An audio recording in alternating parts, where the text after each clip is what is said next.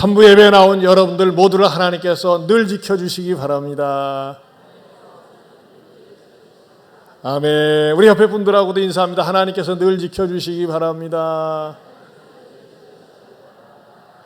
우리 10월달 성과암송 드렸어요. 주보 2면에도 사면에도 있고 또 들어오면서 암송 메모리 카드 드렸는데, 어떤 분들은 이게 신방 가니까는 이 메모리 카드를 탁자 식사하는 거에다 쭉 꽂아놨어요. 월별로. 참 좋은 것 같아요. 그러니까 여러분들이 가족 단위로 한 번씩 암송하면서 또는 부부끼리 하면서 밥 먹기 전에 암송하면 여러분들에게 큰 축복이 되는 줄로 압니다. 우리 히브리서 6장 14절 말씀입니다. 같이 읽어봅니다. 시작.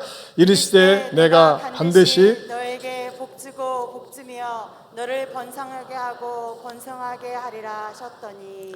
히브리서 6장 14절 말씀.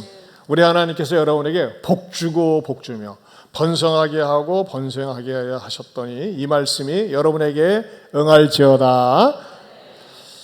지난 시간에는 환난 속에 빛나는 보석 같은 신앙에 대해서 말씀을 드렸습니다. 환난으로 말미암아, 환난 때문에 자기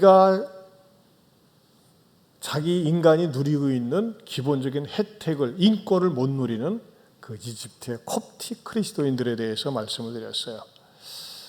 여러분, 우리는 상상을 할 수 없죠. 너희들이 예수 믿고 싶으면, 예배 드리고 싶으면 그 쓰레기 분리하는 지역에 가서 살아라. 그래 거기서 마음껏 예배 드려도 좋다. 갈 수 있겠습니까?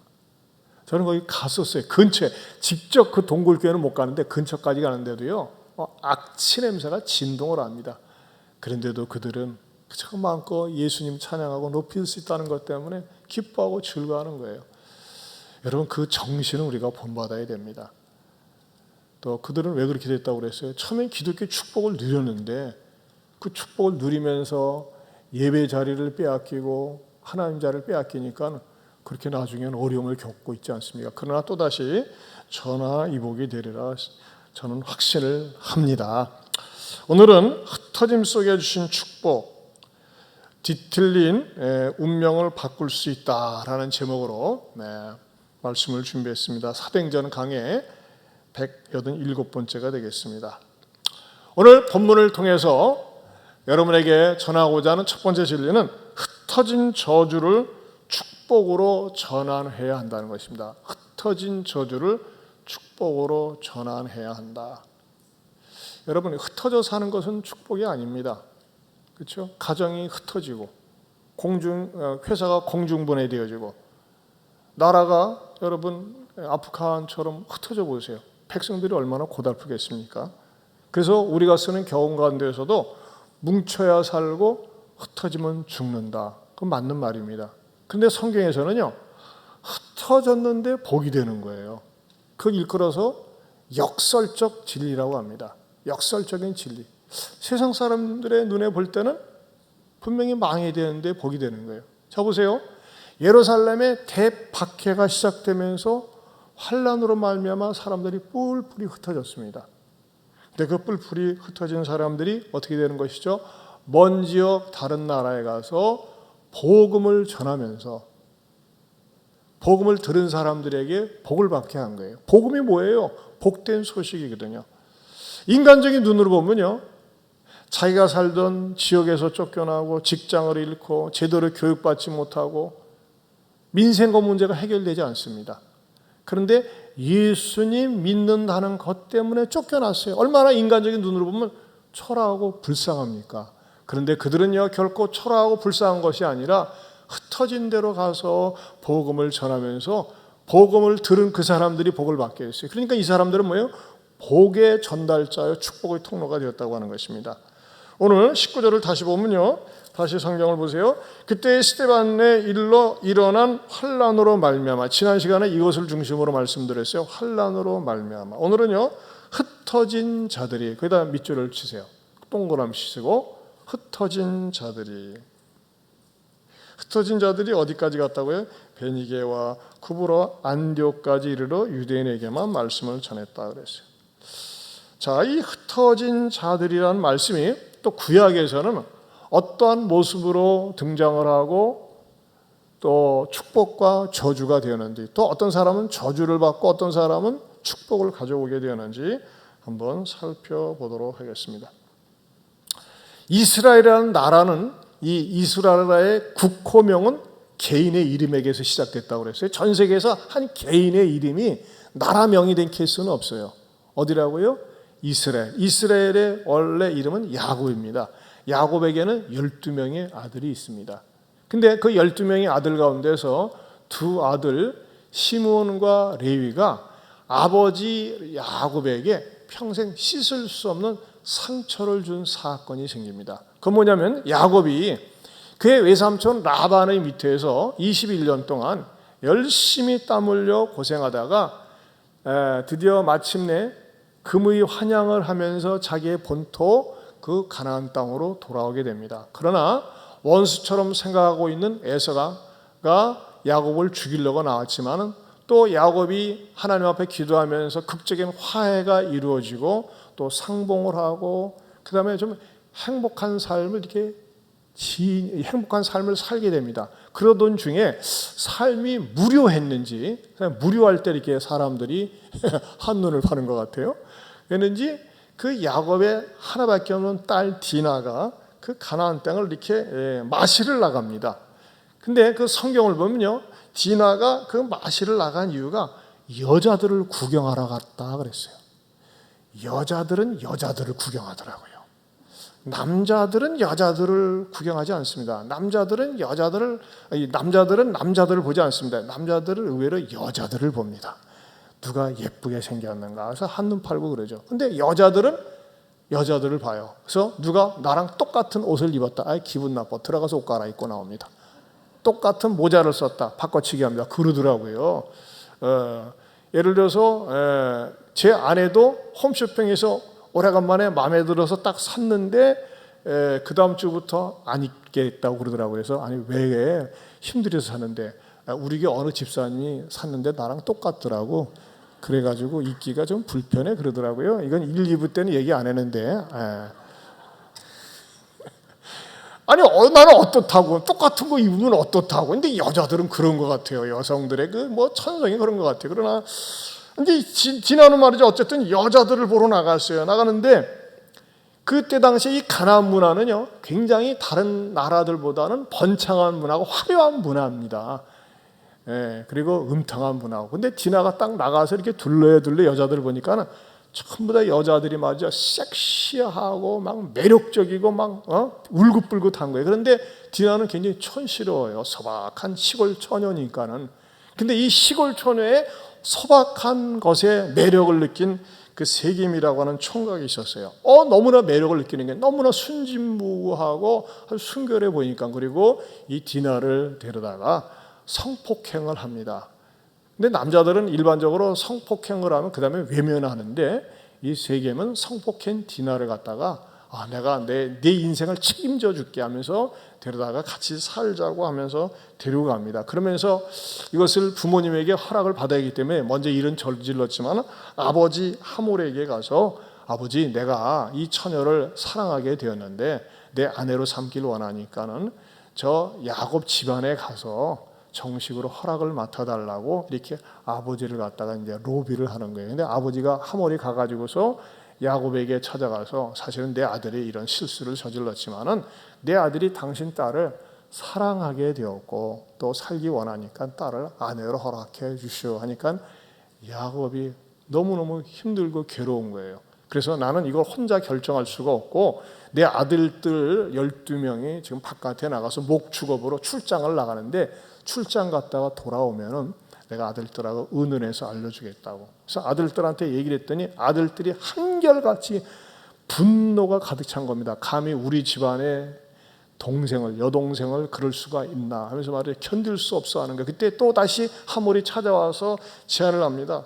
너무 억울하게 생각하지 마시오. 어차피 당신 딸은 우리 아들이 건드렸는데 우리 아들이 너무너무 사랑하고 아내로 삼기 원하니까 주시오. 그리고 당신들하고 우리들하고 교류를 나누면은 우리들은 땅도 크고 여러 가지 좋은 것들이 많이 서로 물물 교환도 하고 거래도 하면은 서로 좋은 게 아니겠소 하면서 제안합니다. 그래도 야곱의 아들들이 분노해하니까 당신들이 그렇게 마음에 들지 않으면은 당신들이 원하는 그 어떤 종류의 보상도 해주겠소, 대가도 지불하겠소, 이렇게 파격적인 제안까지 합니다. 그럼에도 불구하고 야곱과 그 아들들은 아주 자존심 상해하고 견딜 수 없어 합니다. 그러자 이 시몬과 레위가 역시 파격적인 제안합니다. 우리는 당신들의 재산이나 그런 것에 관심이 있는 것이 아니라 우리는 하나님께 부름받은 택한 백성들인데 우리는 우리 조상 적부터 남자들은 몸에 할례를 행했소이다. 할례라는 게 이스라엘 사람들은 태어난 지 8일 만에 남자의 생식기를 이렇게 베는 겁니다. 포경수술이죠. 그걸 해야지만이 우리랑 같이 교류를 하고 통혼할 수 있습니다. 할례를 하셔! 그렇지 않으면 안 됩니다 하면서 아주 강경하게 나갑니다. 그때 그 하몰이 자기 종족에게 돌아가서 내가 좋은 건수를 얻었다. 야곱 집안을 보니까 무지무지하게 대부호 집안인데 우리가 교류를 할 수 있다거나 조건이 할례만 하면 된단다. 그러니까 우리 하자. 어려운 게 뭐 있나. 조금만 참으면 되지. 그래가지고 모든 남자의 몸에 할례를 행합니다. 근데 여러분 그때 당시에는 마취제가 없잖아요. 마취제가 없이 그냥 돌칼로 갖다가 그냥 베버리니까 어떻게 됩니까? 3일쯤 되니까 퉁퉁 붓습니다. 끙끙 앓는 거죠. 모든 남자가. 그때에 시몬과 레위가 칼을 차고 가가지고 남자는 싹 죽여버립니다. 그리고 여자들, 어린애들, 그리고 모든 가축들을 싹 끌고 들어오는 거예요. 그러니까 야곱이 잘했다 그럽니까? 아니 니네들이 어찌하여 그런 일을 저질렀느냐 하면서 말이죠. 야곱이 막 분노를 냅니다. 두 아들들에게. 그랬더니 또 이 두 아들들은 말이죠. 아니 우리 여동생을 하나밖에 없는 여동생을 이렇게 성폭행했는데 어떻게 가만둘 수가 있습니까? 하면서 말이죠. 오히려 대대로 큰 소리를 치는 거예요. 근데 야곱도 거의 더 이상 그렇게 아들들이 큰 소리 치는데 그 말이 야곱의 상처가 돼요. 그리고 평생 한이 됩니다. 그리고 야곱이 이제 드디어 기운 없어가지고 죽을 때쯤에 12아들을 다 불러놓고 아들을 하나하나 축복을 하는데 그 축복의 내용이 뭐가 되냐? 12아들들 가운데 10명의 아들들은 말이죠. 잘 되라고 그러고 은사대로 살라 하면서 다양하게 축복을 하는데 시몬과 레위에 대해서는 무지무지한 저주를 합니다. 어떻게 저주를 하느냐? 창세기 49장 4절에서 7절입니다. 같이 보겠습니다. 시작. 시몬과 레위는 형제여 그들의 칼은 폭력의 도구로다. 내 호나 그들의 모의에 상관하지 말지어다. 내 영광아 그들의 집회에 참여하지 말지어다. 그들이 그들의 분노대로 사람을 죽이고 그들의 혈기대로 소의 발목 힘줄을 끊었음이로다.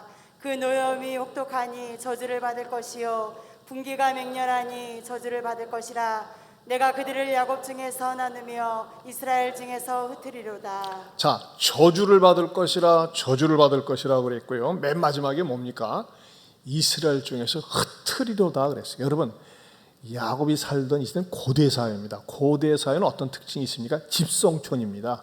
같은 성을 가진 사람들끼리 부족들끼리 어울려서 살아야 됩니다. 이렇게 어울려서 살아야 되는 사람들이 흩어진다. 어떻게 돼요? 여러분 흩어진다고 하는 것은 다른 이방인에게 칼 맞아 죽고 봉변을 당해 죽어도 할 말이 없는 거예요. 이게 저주라는 거예요. 너희들은 흩어질 것이다. 얼마나 저주입니까? 얼마나 야곱에게 상처가 되었으면 이렇게 저주를 했겠어요. 그런데 말이죠. 궁금한 게 있어요. 왜 이것이 살아생전에 아들들하고의 관계가 회복되지 못했을까? 그거는요.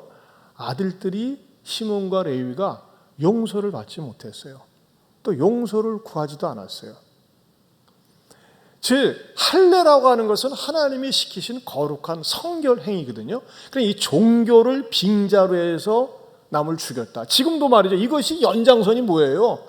지금 무슬림들이 자기네 종교에 들어오지 않으면 죽이는 거가 뭐예요? 종교 행위로 살인하는 거예요. 우리 기독교 오류도 뭡니까? 과거 중세기 때 십자군 전쟁이라고 하는 종교를 빙자로 해서 전쟁을 일으켰잖아요. 또 과거 역사 속에 얼마나 이 종교를 빙자로 해서 이것은 철저히 하나님이 허락지 않는다는 것입니다. 이렇게 이 종교적인 성결 행위를 통해서 왜 남을 잔인하게 죽였느냐 하면서 이 야곱이 책망을 했을 때도 불구하고 이 아들들은 그것에 대해서 정당방위라고 오히려 우리 여동생을 해친 것에 대해서 정당한 행위라고 큰 소리를 쳤기 때문에 야곱에게 한이 된 거예요. 저는 여기서요 중요한 교훈을 하나 짚고 넘어가지 않을 수 없습니다. 여러분, 남에게 한이 되는 말 하지 마세요. 특별히 부모에게. 어른이 늙고 기운 없고 별 볼 일 없다, 그렇다고 해서 함부로 말하거나 함부로 대하지 말라는 것입니다. 그거 좋은 거 아니에요. 여러분, 어른들이 한을 품고 죽으셔보세요. 그거 어떻게 되겠어요? 내가 혹시나 어른들에게, 부모에게 또는 주변의 사람들에게 한을 줄 만한 아주 가시와 같은 예리한 그런 상처를 준 것이 있다면, 기도하면서 생각이 난다면 어떻게 됩니까? 용서를 구해야 됩니다. 절대 부모의 가슴에 못을 박는 거 아니에요. 어떤 사람은 대못을 쉽게 잘 박는 사람이 있어요. 아니에요. 나중에 두고두고 그 후회가 됩니다. 자, 이렇게 저주를 받았던 시몬과 레위는 어떻게 됐을까요? 아니, 세상에 12명의 아들들 가운데 다른 아들들은 다 복을 받는데 우리는 저주가 씌워졌어요. 그러니까 뭐예요? 저주가 흐르고 있는 거예요. 늘 어둡게 억눌리게. 우리 집안은 말이지 아무리 힘을 쓰고 애를 써도 흩어지게 되어 있어. 저주받은 집안이야. 그렇게 하면서 살아왔었다고 하는 거예요. 그러다가 이 저주가 축복으로 반전시키는 사건이 등장합니다. 어떻게 등장하게 될까요?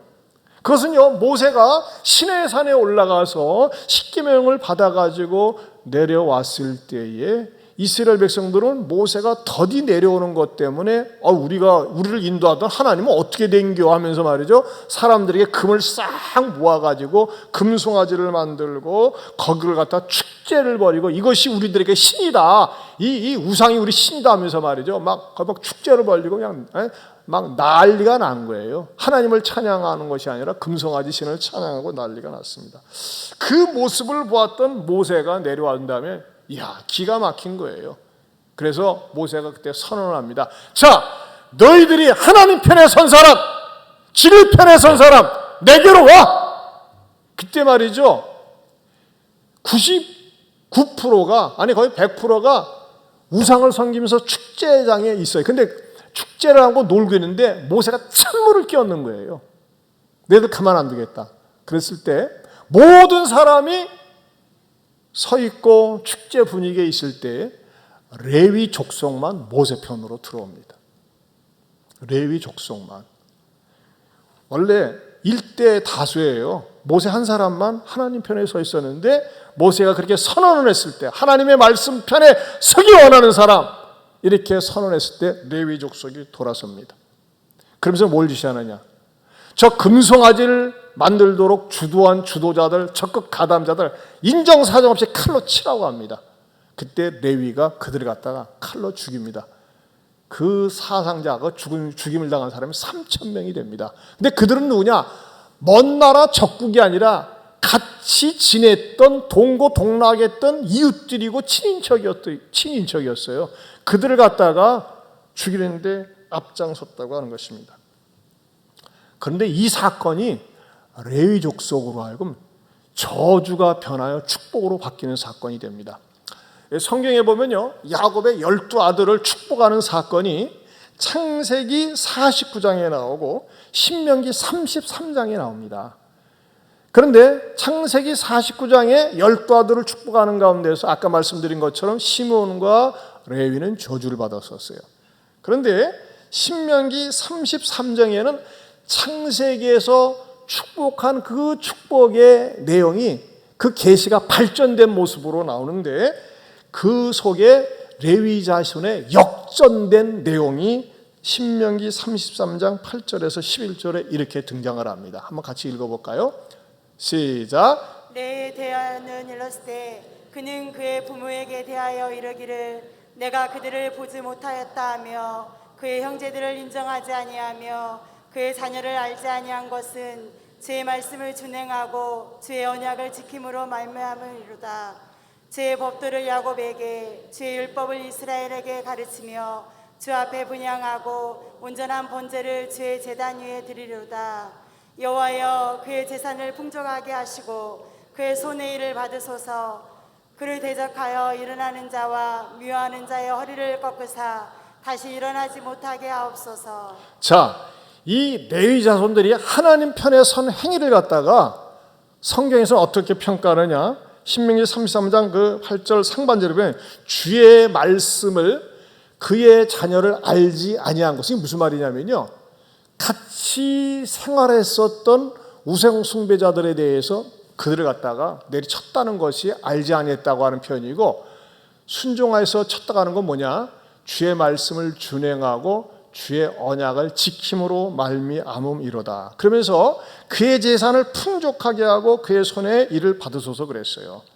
자, 이들이 휘둘렀던 칼은 인간적인 눈으로 보면 너무나 잔인한 것 같고 너무나 야비한 것 같았어요. 하지만은 이 레위 자손들이 하나님 편에, 모세의 편에 선 것은 바로 진리의 편에 서서 한 행위라고 하는 것입니다. 그런데 이 레위 지파가 12지파로 흩어지거든요. 흩어지는데 어떻게 됩니까? 레위 지파만 제사장 지파가 되는 거예요. 그리고 레위 지파는 어떻게 됩니까? 12지파가 자기네들이 열심히 번 것 가운데서 11조를 가지고 레위 지파를 복량하도록 하나님께서 지시를 합니다. 그러니까 그의 재산을 풍족하게 하신 거예요. 그리고 그들로 하여금 말이죠, 자자손손 그 영구적으로 항존직으로 자자손손 제사장으로서 축복을 받는다고 하는 것입니다. 어떻게 하면서요? 흩어져 있으면서 12지파로 다 흩어지면서 그 지파 속에서 대표 주자로서 쓰임받도록 하나님께서 그들을 축복해 주셨다고 하는 것입니다. 반면에 시므온 지파는요, 여러분 집에 가셔서 꼭 신명기 33장을 보세요. 축복 자체 내용이 없어요.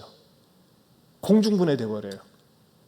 여기저기 흩어져서 빌어먹는 자로, 방랑자로 그렇게 쓰임받기에 그렇게밖에 그들은 그냥 생존을 위해서 근근히 사는 사람으로 전락한다고 하는 것입니다. 반면에 레위 지파는 어떻게 합니까? 가슴이 아프지만은 내 동족도로 살해한다는 것이 가슴이 아프지만, 우상 숭배했다고 살해하는 것이 가슴이 아프고 괴롭지만 진리편에, 하나님 말씀 편에 서면서 그들은 다시 기사회생이 되는 거예요. 저주가 변하여 복이 되었다고 하는 것입니다. 저는 이 말씀을 통해서요, 오늘날에도 어떤 가정에는 저주가 흐르는 가정들이 있더라고요. 너무 안타까워요. 때로는 신방에다 보면요, 혼자 사는 어른들 가운데 자녀들이 하나도 돌보지도 않아요. 자녀들하고 윈수되어서 사는 가정들이 의외로 많이 있습니다. 뭐예요? 다 뿔뿔이 흩어져 있는 거예요. 그럼 왜 그러느냐? 죄값을 받아가지고, 저주받아가지고. 왜? 살아생전에 술에 중독되어서 남편에게 아내를 못 살게 하고 못된 짓 하고, 툭하면 바람 피고 나쁜 짓 하다가, 왜 저런 인간하고 살아? 자녀들이 자기 아버지를 그래서 저런 인간이라고 그래요. 왜 저런 인간하고 살아? 하면서 헤어지라고 합니다. 우리 교회도 그런 분 계셨어요. 우리 교회도. 참 너무나 딱하고 안타깝기 짝이 없습니다. 여러분, 왜 뿔뿔이 흩어짐을 당합니까? 왜 가정이 붕괴됩니까? 툭하면 싸우고 뛰쳐나가고 가출하고 경찰서 드나들고 교도소 드나듭니까? 그 가정에 폭언과 폭력의 저주가 흐르고 있기 때문에 그렇습니다. 한마디로 얘기해서요, 금송아지 우상을 섬겼기 때문에 그래요. 대부분의 모든 문제가 돈 때문에 생깁니다. 여러분, 금송아지 우상을 섬겼다고 하는 건 뭐예요? 물질주의에, 물질 만능주의에, 눈에 보이는 곳에, 그런 잘못된 곳에 빠졌기 때문에 그런 것으로 인해서 분쟁이 일어나고 다툼이 일어나고 살인이 일어나는 것 아니겠습니까? 여러분, 혹시라도 여러분들의 가정 속에 더러운 음란의 영이 흐르고 있지는 않습니까? 폭력과 폭언의 영이 흐르고 있지 않습니까? 여러분의 가정을 들여다볼 때 항상 어둡기 짝이 없고 모여 앉으면 싸우고 그래서 빨리 흩어지려고 하고 헤어지려고 하고 왜 그런 것입니까? 진리 가운데 바르게 서 있지 못해서 그렇다고 하는 것입니다. 우리가 어떤 성도님 같은 경우 정도 그런 경우가 있어요. 남편이요, 맨날 술 중독이 되어서 술을 안 먹을 때는 멀쩡한데 그렇게 사람이 좋은데 술만 먹으면 자기 아내를 두들겨 패고 말이죠. 실신해가지고 병원에 실려가고, 그래서 아들들이 막 칼을 갈았어요. 엄마, 저런 인간하고 살지 마. 헤어져. 우리는 엄마랑 살게 하면서 말이죠. 그렇게 간절히 어머니에게 부탁하고 그랬대요. 근데 마침내 회복이 되었어요. 어떻게 회복이 되었을까요? 말씀을 붙들었습니다. 에베소서 6장 17절을 볼까요? 같이 보겠습니다. 시작. 구원의 투구와 성령의 검 곧 하나님의 말씀을 가지라. 말씀을 갖는 거예요. 말씀. 그래, 아무리 그래도 나는 가정을 버리지 않을 것이다. 말씀을 붙드는 거예요. 말씀 편에 서는 거예요. 순종하는 거예요. 그러면서 그 집사님이 울며 불며 통곡하며 기도했는데, 야, 사실 이게 이 술 중독이 잘 해결 안 되거든요. 중독이라는 게 정말 무서운 겁니다.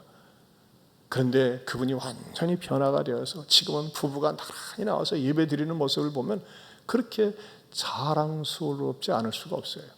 여러분, 여러분의 가정에 폭력이나 더러운 것이나 폭언이나 이런 영이 흐르고 있습니까? 그럴 때 여러분들 어떻게 됩니까? 말씀을 붙드세요. 말씀을 붙들고 말씀의 칼을 빼서 잘라야 돼. 어떻게 자릅니까? 물리적인 칼은 눈에 보이게 자르지만 내 마음을 베어야 합니다. 말씀을 붙들고 엎드려 기도해야 됩니다. 말씀이 나를 바르게 세울 수 있도록, 말씀의 사람이 될 수 있도록 진리를 붙잡아야 된다고 하는 것입니다. 그럴 때 방황하는 자리가 방향이 잡히는 자리로 바뀌고, 빌어먹는 인생이 빌려주는 사람이 되고, 또 무엇보다도 늘 남에게 신세지는 수혜자가 남에게 베푸는 시혜자가 될 수 있다고 하는 것입니다.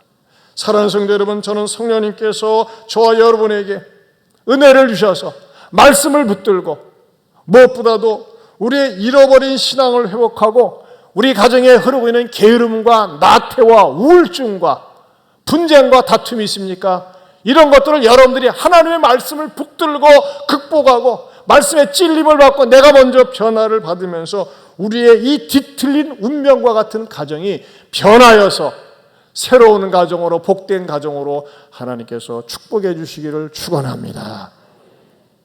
두 번째로는요, 에게만에서 에게도로 발전해야 된다는 것입니다. 한번 따라서 합시다. 에게만에서 에게도로 발전해야 합니다. 어디에 나와 있어요? 자, 19절을 다시 보면요, 그때의 스데반의 일로 일어난 환란으로 말미암아 흩어진 자들이 베니게와 구브로와 안디옥까지 이르러 유대인에게만 말씀을 전하는데, 거기다 줄을 치세요. 유대인에게만. 에게만 하니까 무슨 만 같죠? 자, 예루살렘에서 핍박이 일어났어요. 근데 그 핍박 때문에 환란으로 말미암아 흩어진 사람들이 어디로 갔느냐? 우리가 성경으로만 보면은 어떻게 이 지리적인 감각이 없는데 옛날 지도를 한번 찾아서 여러분에게 보여드릴게요. 보세요. 자, 이스라엘의 예루살렘 보이시죠? 베니게, 그 다음에 구브로, 안디옥. 여러분, 구브로는 지금의 키프로스입니다. 사이프러스, 키프로스라고 그러죠. 섬나라입니다. 보니까는 남한의 한 10분의 1 정도 아름다운 섬이에요. 근데 저는 이번에 알았어요. 우리나라만 분단 국가인 줄 알았는데 저 키프로스가 이제 분단 국가예요. 남쪽으로는 그리스 정교회로 이렇게 그 중심으로 되어 있고, 북쪽은 말하자면 터키 중심으로 무슬림들이 다스리고 있는 나라가 저 구브로, 현재 키프로스입니다.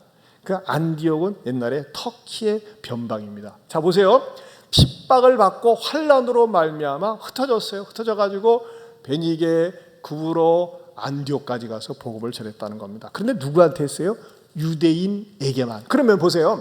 어떻게 유대인들이 저쪽 지역에 살 수 있었을까요? 그것은 이스라엘이 바벨론과 아수르에 의해서 멸망당할 때 흩어져 가지고서 이미 정착해서 살고 있는 그 난민들이지만 자기 민족인 유대인에게만 가서 복음을 전한 거예요. 아마 쉽게 받아들였겠죠. 아니, 어떻게 이렇게 오게 됐습니까? 같은 유대인 동족이니까. 네, 우리는 예수 믿는 사람들인데 예수님 때문에 이렇게 피해서 왔습니다. 아, 그런데 뭐가 그렇게 좋아가지고서 도망 다니면서도 복음을 전합니까? 그랬을 때 예수님만이 참된 구세주요 하나님 되심을 증거하면서 유대인에게만 전했다고 하는 것입니다. 그러다가 어떻게 발전을 합니까? 20절을 보겠습니다. 20절 시작.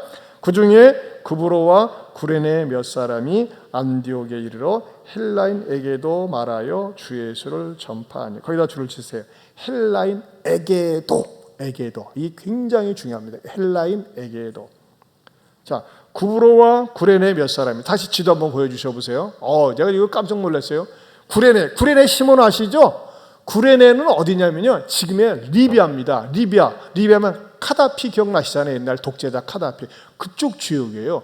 그쪽에 있던 사람이 구브로, 저 키프로스, 사이프러스에 있는 사람이 어디에? 안디옥의 복음을 전했는데 누구에게 했다고요? 헬라인에게도 복음을 전했다는 겁니다. 근데 안디옥의 헬라인, 여러분 예루살렘에서 안디옥까지 거리가 약 480km가 됩니다. 서울에서 부산이 400km니까 지금 그때 당시에 승용차도 없었잖아요.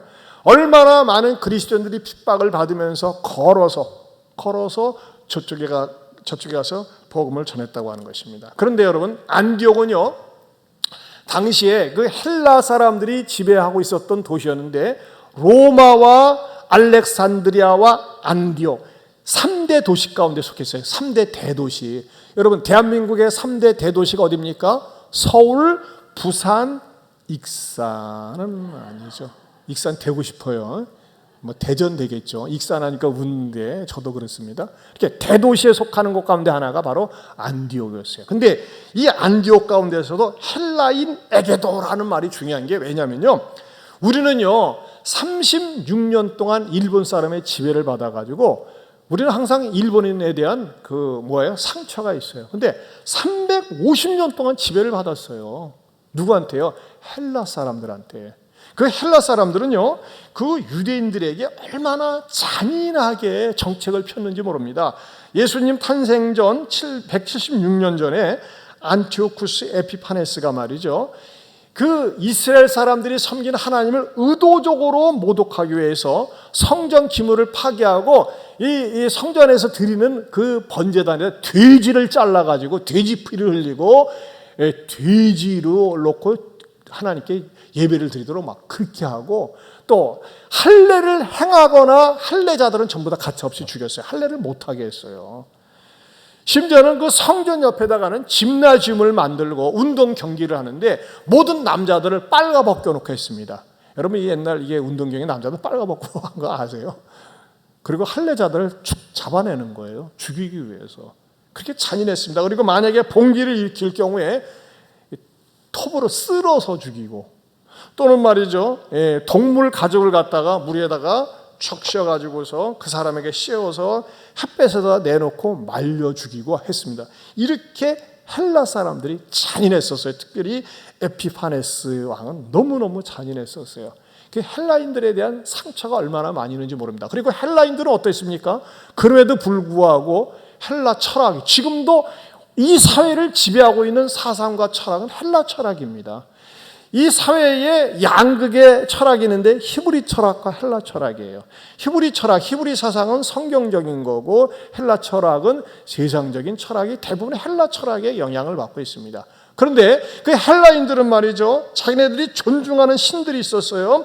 제우스, 헤르메데스, 포세이든, 아폴론, 심지어는 바카스 신은 무슨 술신이에요. 이게 다 신론자들이었거든요. 근데 이거 신들 앞에 그들이 반드시 앞에 쓰는 수식어가 있었는데 그게 뭐냐?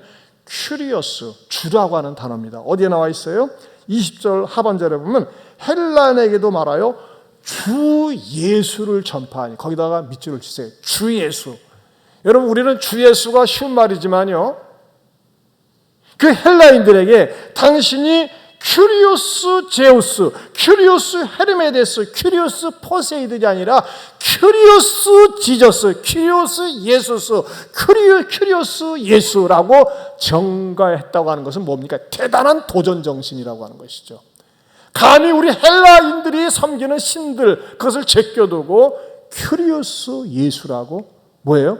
담대하게 복음을 전했다고 하는 것입니다. 그런데 놀랍게도요, 이 헬라인들이 받아들이는 복음 때문에 어떤 일이 일어난 줄 아세요? 이방 선교의 거점 도시가 안디옥 교회였어요. 우리 교회도 그 영향을 받았잖아요. 왜요? 예안교회, 예루살렘과 안디옥의 복합형 교회. 예루살렘 교회는 내부 지향적이고 성도들을 훈련하고 양육하지만 안디옥 교회는 뭡니까? 퍼주는 거예요. 선교하는 거예요. 나누는 거예요. 이 안디옥 교회가 바로 이 철저하게 헬라인 중심의 교회였는데, 이 교회가 바로 이방 선교에 이제 앞으로 바울이 등장합니다. 바울이 선교를 나가는데 항상 이곳에서부터 시작해서 복음을 전하는 거점 교회가 바로 안디옥 교회였다고 하는 것입니다. 그렇다면 여기서 주는 교훈이 있습니다. 여러분, 우리는요 인생을 도전하면서 살아야 됩니다. 우리 전도를 할 때도 대부분 만만한 사람, 내 말 잘 들을 수 있는 사람, 내 옆에 있는 사람, 쉬운 사람 이렇게 전도합니다. 그 사람들도 해야 합니다. 하지만요, 나보다 학력도 높은 것 같고 잘 사는 것 같고 많이 배운 것 같다, 그런 사람은 왠지 기가 죽습니다. 아닙니다. 그런 사람들에게도, 헬라인에게도 주 예수를 증거한 것처럼 그들에게 복음을 전해야 한다는 것입니다. 또한 여기서 우리에게 주는 유추할 수 있는 진리가 뭡니까? 도전 정신을 가지라는 거예요. 기독교는 도전을 합니다. 악한 사탄 마귀에게 도전해서 그들을 물리치고 어렵고 힘든 일에 대해서 과감히 복음의 정신을 가지고 도전할 수 있어야 된다고 하는 것입니다. 여러분, 우리가 침묵하고 입을 다물고 있어 보세요. 이단들이 날쳐요. 이단들이 지난 9월 12일 날 통일교에서 말이죠, 합동 결혼식을 하는데, 얘네들은요 합동 결혼식을 통해서 굉장히 홍보를 많이 합니다. 우리는 이렇게 가정을 소중히 여깁니다, 가정을 사랑합니다 하면서 말이죠, 굉장히 그것을 기치로 내걸어 가지고서 전도 활동을 하거든요. 근데 지난달 9월 12일 날 세상에 도널드 트럼프 대통령이 나와서 기조 연설을 했어요. 아베 전 총리도 나와서 했고, 저는요 이건 좀 창피하더라고요. 우리나라에서는 서울시장이, 세상에 전라북도에서는 우리 송하진 전북도지사가 축하 영상을 보내고 그랬대요. 통일교 하는 그런 자리에. 제가 볼 적에는 이 사람이 내가 이 크리스찬으로 알고 있는데 참 안타까운 것 같아요. 근데 뭐예요? 이 통일교는, 이단들은요 수단과 방법을 가리지 않고 어떻게든지 믿는 사람들을 미혹해가지고서 지옥 자식을 만들려고 한다는 겁니다. 여러분, 신천지 줄어든 줄 아십니까? 안 줄어들었어요. 이단들은요 꼼짝하지 않습니다. 딱 잠수 타고 있을 뿐이에요. 또 여러분, 구원파 유병원이 죽었을 적에 말이죠, 얼마나 우리가 난리 쳤습니까? 안 줄었습니다. 지금도 돌아다니다 보면요, 전도관에 전도관에서 파는 간장이 뭐더라? 유명한 간장? 무슨 간장?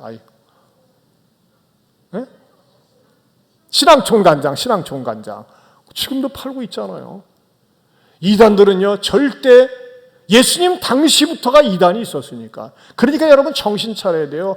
우리가 정신 차리지 않으면요 악한 사탄 마귀가 정말 시도 때도 없이 믿는 사람들을 미혹한다고 하는 것입니다. 사랑하는 성도 여러분, 저와 여러분들이 말이죠, 이 어지러운 사회 속에서 우리가 복음을 담을 넘을 수 없는 것과 같은 그 사람들에게도, 이 헬라인에게도 복음을 전하는 것처럼 복음을 전할 수 있기를 축원합니다. 우리가 말이죠, 그래서 총동원주의를 하는 거예요. 총동원주의. 여러분, 그러더라고, 어느 목사님이 교인들이 2개월만 내리 안 나와도 초신자나 다름이 없다고. 이 온라인으로 듣고 계시는 분들 계셔요.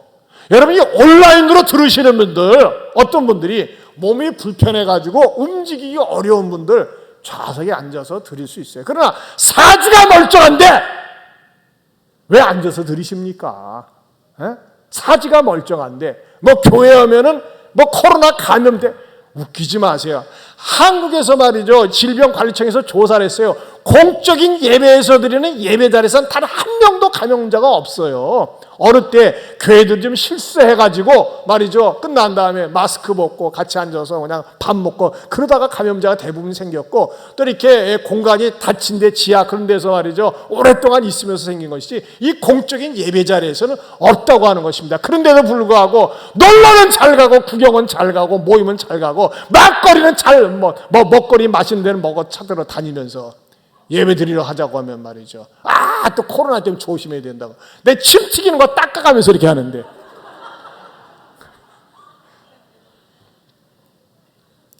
여러분 그거 하셔야 돼요. 존 스토트가 얘기한 것처럼 여러분에게서 가장 무서운 이단이 뭔지 아십니까? 세속주의입니다. 적당히 하지 뭐. 그런들로 하리, 이런들로 어떠하리, 저런들로 어떠하리. 이거 굉장히 위험한 거예요. 왜 위험하냐? 여러분을 지옥으로 끌고 가는 거예요. 그 이단들의 열심을 보세요. 절대 놓지 않습니다.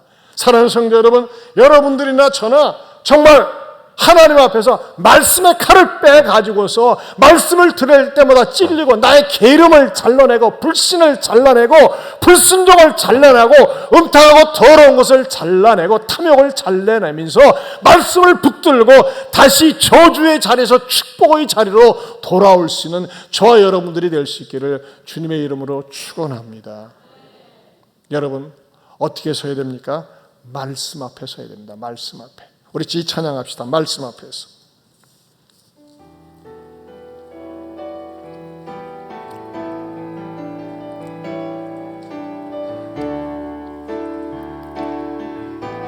말씀 앞에서 경외함으로 주께 홀로 섭니다. 생명의 말씀 잊고 순종해 주를 예배합니다. 기록된 말씀 힘이 있어서 진리로 우리 거룩해 하며 거룩한 말씀 세세 영원히 복음이 되어 말씀하시네. 하나님 말씀에 두려워 떠는 자 그 말씀에 생명을 거는 자 한 사람 찾으시는 주님의 약속을 믿어. 하나님 말씀에 운명을 거는 자 순종하며 주 따라가는 자 영원한 하나님 나라 이뤄갈 주의 교회여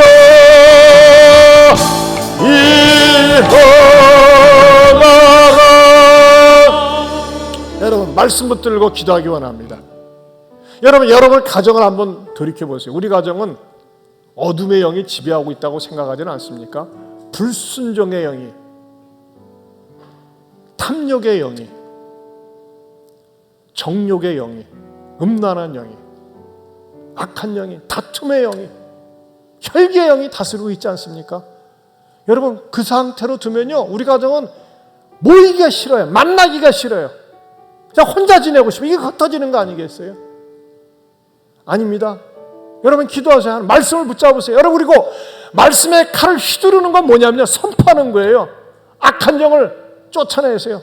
우리 집안에 흐르고 있는 더러운 영은 떠나갈지어다. 중독의 영은 떠나갈지어다. 음란의 영도 떠나갈지어다. 탐욕의 영도 떠나갈지어다. 기도하면서 말씀을 선포하세요. 불순종과 불신의 영도 떠나갈지어다. 그럴 때 놀라운 역사가 일어납니다. 아까 설교 시간에 인용했던 그 어느 집사님은요 울부짖으며 기도할 때 지금은 아들이 넷인데 셋이 목사가 됐어요.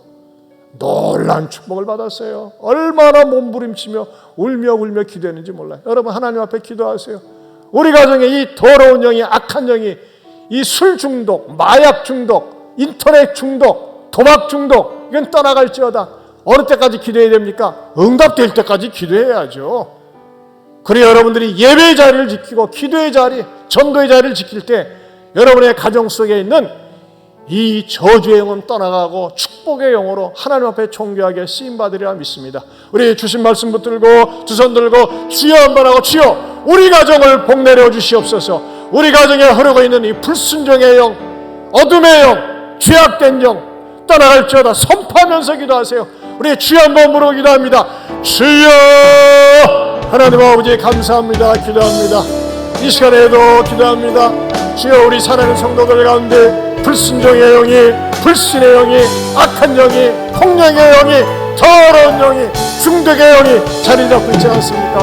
예수 이름으로 명하노니 떠나갈지어다. 우리 가정이 믿음으로 하나가 되길 원합니다. 성령으로 하나가 되길 원합니다. 하나님 아버지, 우리 가정이 해체되는 가정이 아니라 성령 안에서, 믿음 안에서 말씀으로 하나가 되어 우리가 모일 때 성령 충만하고 흩어질 때 사랑을 나누는 복된 가정, 축복의 통로로 바뀌게 하여 주시옵소서. 하나님 아버지, 우리 사랑하는 성도들 가정 가운데서 도박에 중독되어져 있고, 게임에 중독되어져 있고, 음란에 중독되어져 있고, 주님, 세상 잡다한 것에 중독되어져서 정상적인 생활을 하지 못하는 성도들이 있습니다. 예수 이름으로 명하노니 이 악한 영들은, 이 더러운 영들은, 이 가난하게 만드는 영들은 떠나갈지어다, 떠나갈지어다. 이 불순종의 영들, 불의의 영들은 떠나갈지어다. 그래서 주님, 우리의 가정들이 모이면은 성령으로 충만하고 사랑으로 충만하고, 흩어지면 이 성령과 사랑을 나누고 싶은 그런 레위 자손과 같은 그런 집안들이 다 되게 하여 주시옵소서. 예수님 이름으로 기도하옵나이다. 아멘. 우리 일어서서 이 찬양 다시 한번 부르고 축도하고 마치겠습니다.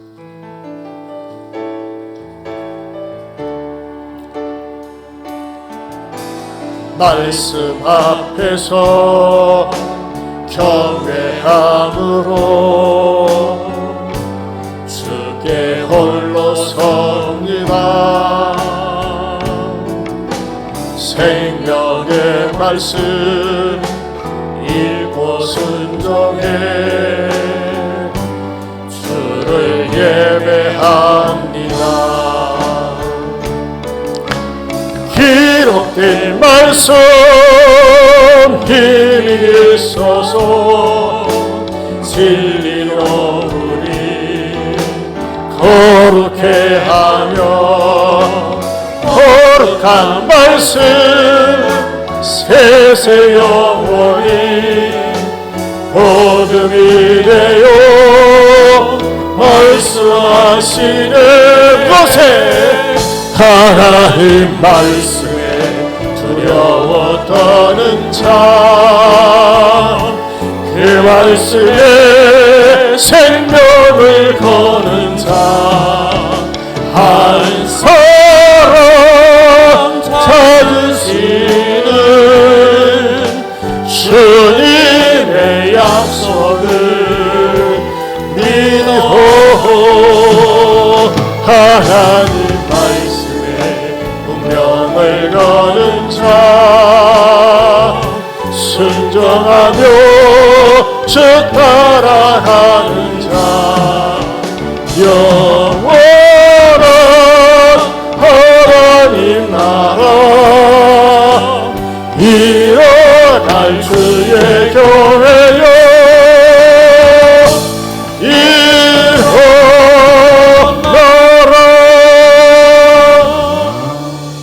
이제는 우리 주 예수 그리스도의 은혜와 하나님 아버지의 변함이 없는 사랑과 성령님의 감화감동 교통하심의 은혜가 말씀 앞에서 경외함으로 주께 홀로 서고 생명의 말씀 읽고 순종하면서 나도 축복으로 흩어지고 축복의 통로가 되어 복음의 통로가 되어 살겠노라고 다짐하는 모든 성도들 위해 영원토록 함께 있을지어다. 아멘.